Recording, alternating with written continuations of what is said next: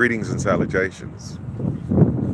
Doing a walkabout before, as they say, a calm before the storm. If there is going to be a storm, so to speak.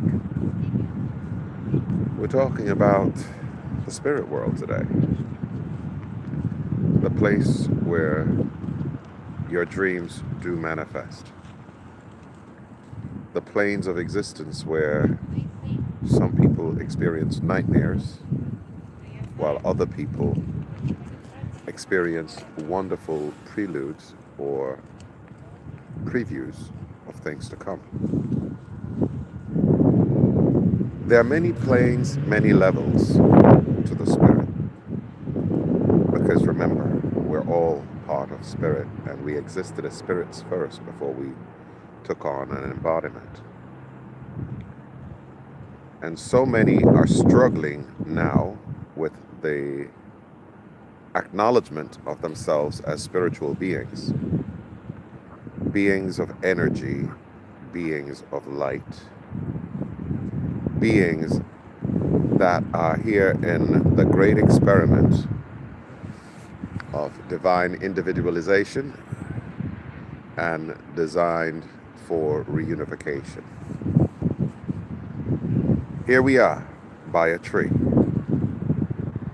This tree right here was once nothing but a seed. Hello, Warrior Queen. How are you today? Do you see it? The parts of this tree that you can see manifested in our physical reality has an interconnected root and foundational system that supports its well-being and its ability to be a part of the game of physical existence in the spirit of oneness that allows it to be interconnected under the ground, or as you would say, subdermally, since the ground is Mother Earth's skin, and interconnect with all the other trees here, no matter how far away they are, connected by vibrations, connected by energy. As you can see, this tree is emanating a blue auric field. The tree is true. Everything around all living things gives a color spectrum of light that allows you to feel, heal, or interact with its energy as a life form here in carbon-based physical density. Many of us are just like these trees, a biological entity connected to the tree of life, living existence.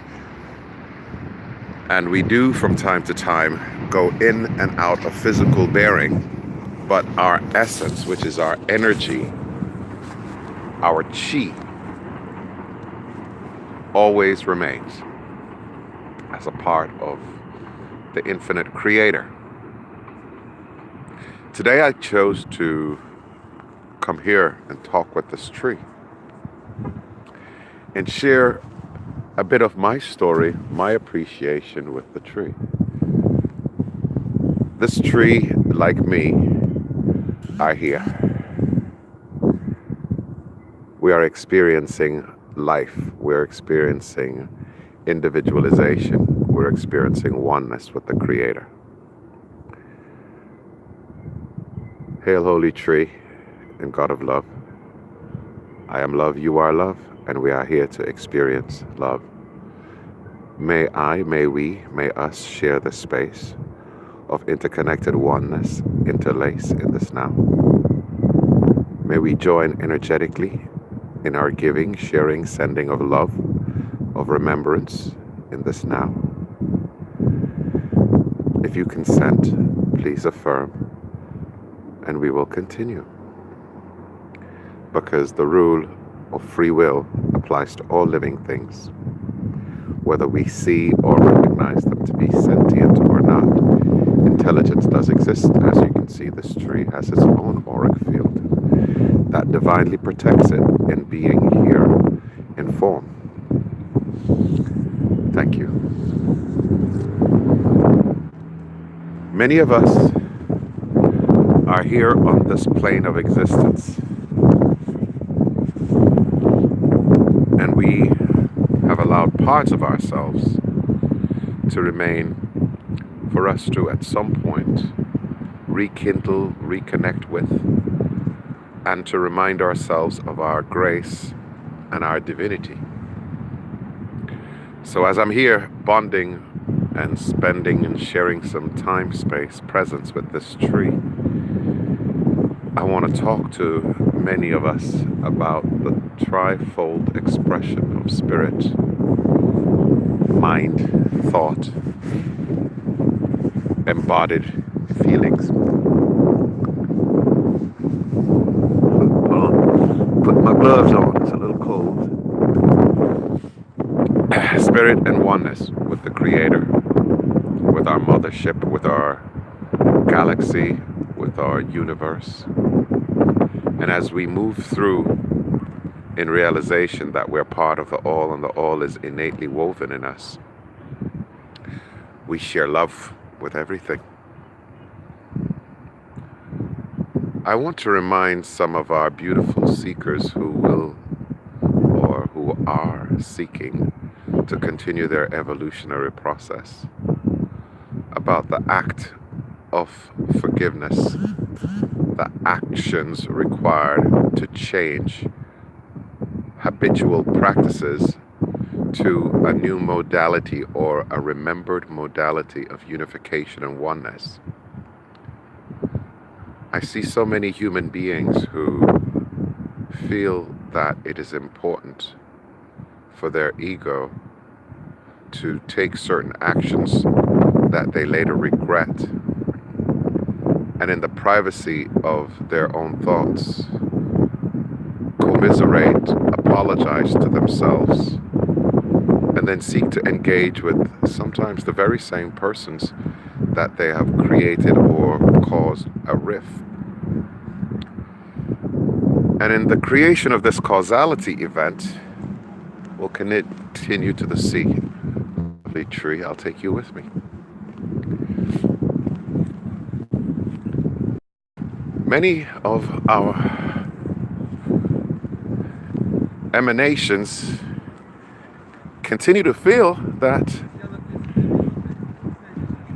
it's permissible or that it is and should be constantly permitted for repetitious actions to be excused without any consequences or causality or any cause and effect of what their actions have yielded. And in so doing, have this misideated feeling that somehow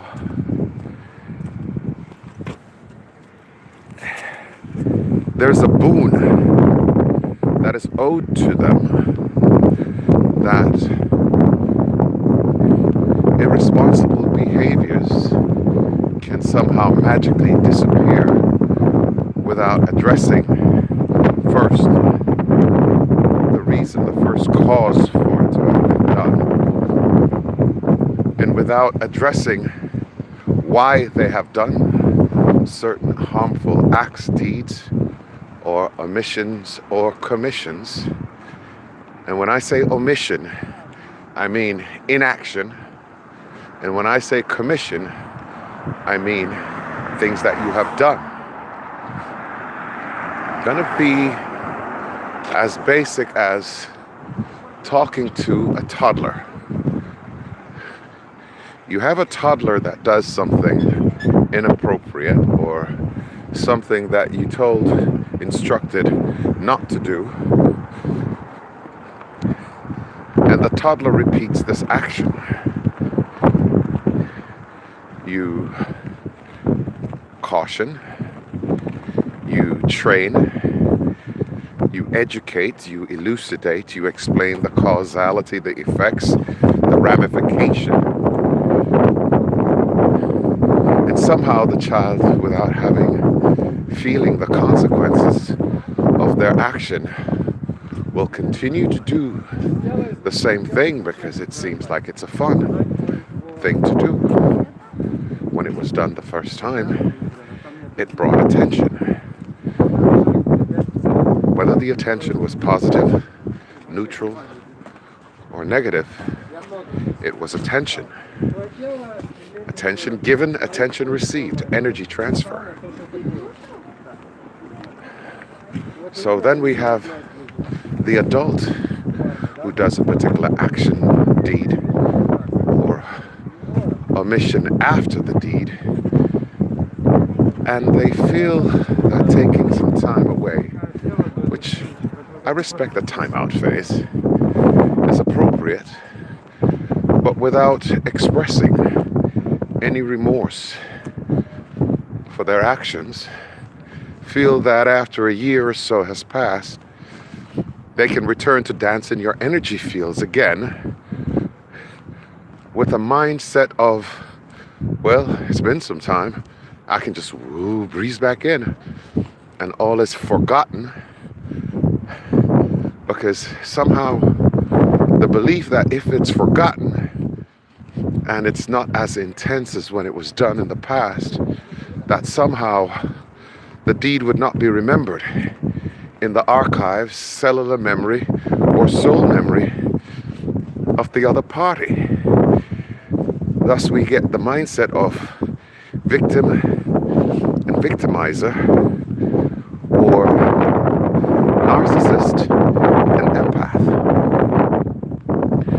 We have some beings who will feel that rightfully so, if you are here and your sacred heart is open to the tones of love and forgiveness, that it's okay to take actions, past remarks, do whatever, curry favor another, slander, name, person, and then when they realize that they've hit a brick wall, to return to your presence without, I'm sorry, or I've learned from my mistake. May I seek your face again? May I speak to you? Or may I observe you? Yes, I'm pulling.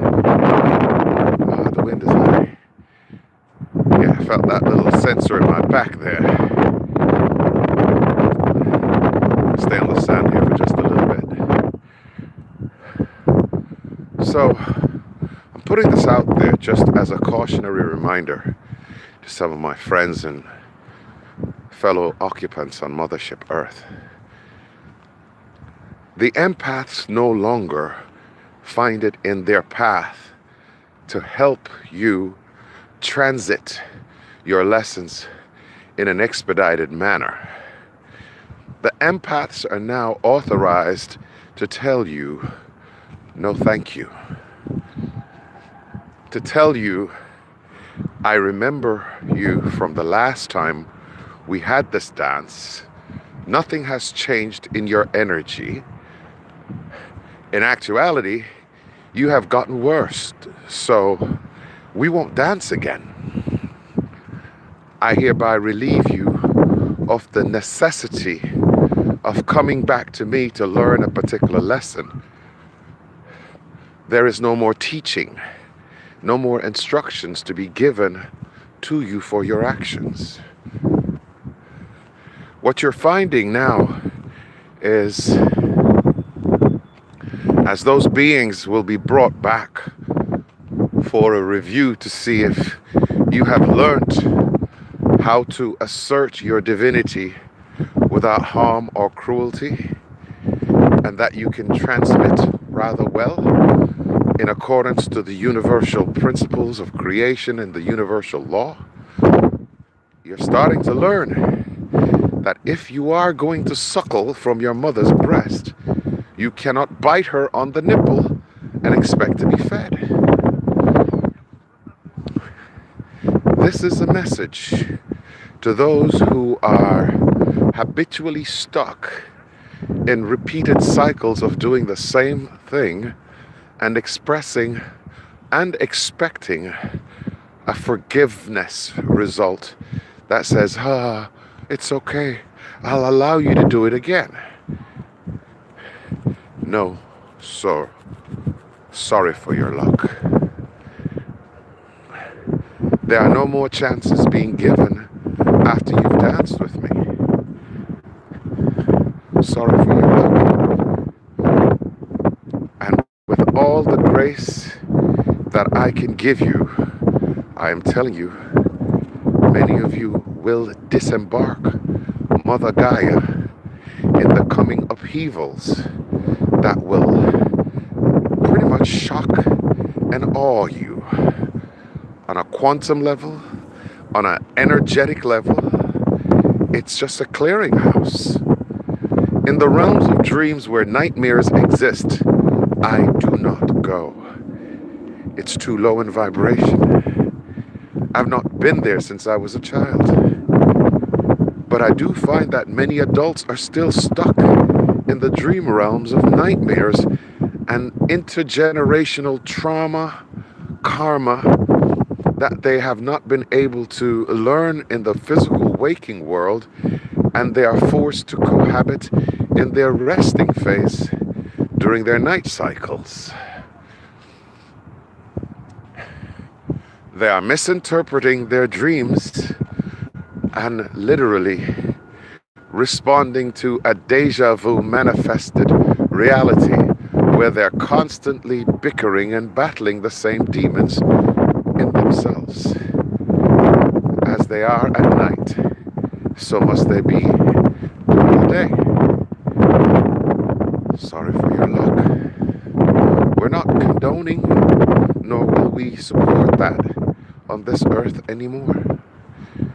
For those who will be continuing forward on Mother Earth, you will be required to surrender your ego and operate in the divine principles that shows that you have mastered your five senses: speech, touch, feelings, mobility, and response to stimuli.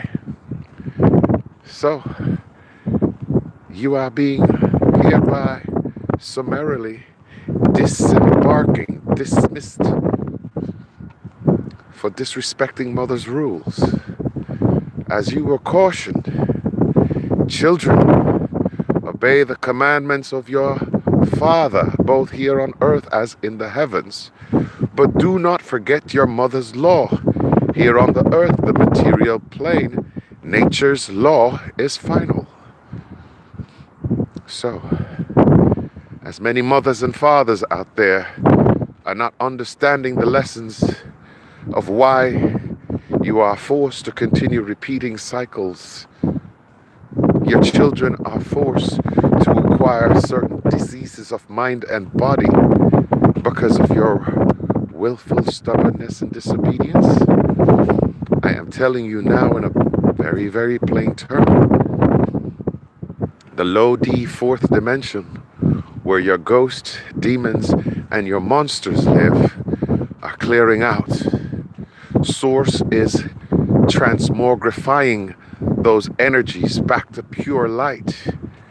And you, the human host of this energy, will be forced to face your fiery furnace and be transmogrified just like every other pottery must go through the glazing process in a kiln.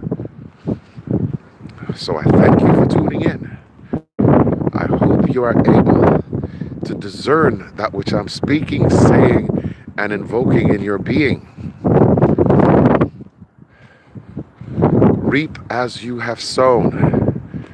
It simply means there is no escaping your inner work or outer work until you have come to terms with the fullness of your soul being a part of your body in the physical world, and that is the driving force. Not your lower expectation, not your ego, not your mindset of telling you that someone owes you something. No one owes you anything at all. You are a co-creator. You are a child of the Creator. Neither master or slave. But you are required to master yourself, because that's how it exists in a parent-child server. You get it?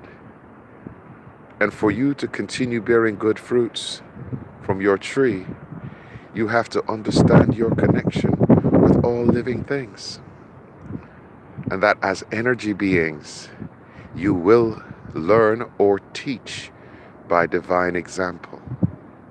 Many stars go supernova. Many and all life forms here came from a semen in an ova. And now that time has revealed itself to the new earth templates, it's my duty, respectfully and lovingly, to tell you that your time here is over.